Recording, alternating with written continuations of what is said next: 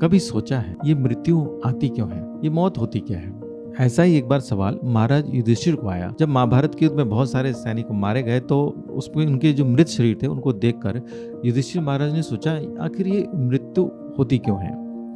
तो उन्होंने व्यास जी से पूछा कि ये मृत्यु है क्या। तो व्यास जी ने इसका उत्तर देते हुए एक स्टोरी सुनाई कि एक राजा थे अकंपन, उनका एक वीरशाली पुत्र था और उसकी युद्ध में मृत्यु हो गई। तो अकंपन बहुत उदास हुए और उन्होंने नारद जी से पूछा कि नारद जी ये मृत्यु आखिर है क्या और क्यों होती है। तब नारद जी ने इसका आंसर किया कि जब ब्रह्मा ने ब्रह्मांड की रचना की, उत्पत्ति की, तो उसमें बहुत सारे जीव और प्राणियों की रचना करी, पर उसके संहार यानी उसका अंत कैसे होगा ये तय नहीं हुआ।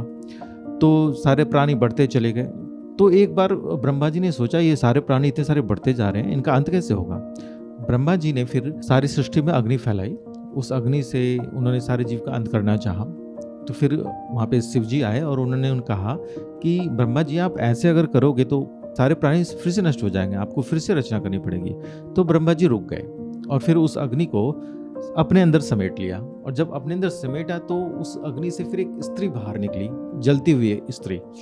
और फिर ब्रह्मा जी के मुख से उसके लिए नाम निकला, हे मृत्यु, यानी ब्रह्मा जी ने ही नाम रखा उसका मृत्यु। अब उसने ब्रह्मा जी को प्रणाम किया और फिर ब्रह्मा जी ने उन्हें कहा कि तुम्हें सब जीवों का धीरे धीरे अंत करना है, उनके समय और कर्म जब उनका पूरा होगा तो आपको उसका अंत करना होगा।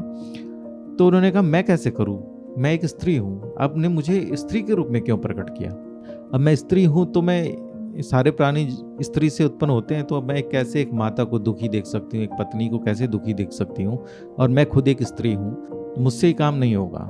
तो मतलब फिर ब्रह्मा जी ने उनको अच्छे से समझाया कि तुम धर्म के प्रति काम कर रहे हो, क्योंकि जो प्राणी उत्पन्न हुए हैं उनका एक कर्म और एक समय तय होगा ताकि उस कर्मों का जो फल है वो उनको प्राप्त हो सके।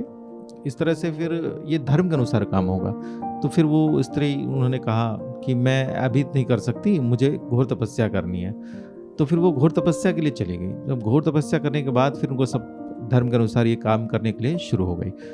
तो वहीं से ही मृत्यु शब्द प्रकट हुआ। और फिर जैसे हमारे कर्म अंत होते हैं या कर्म एक समय सीमा तय होती है तो फिर हमें मृत्यु आ जाती है। तो इस तरह से ये मृत्यु की एक इंटरेस्टिंग स्टोरी है जिसे मैंने आपके साथ शेयर किया है। प्लीज़ इस तरह की स्टोरी और जानने के लिए ना आप चैनल को लाइक और सब्सक्राइब जरूर कीजिए, ताकि इस तरह की इंटरेस्टिंग स्टोरी मैं आपको सुनाने में मुझे भी अच्छा लगे। मिलते हैं फिर अगले किसी स्टोरी के साथ।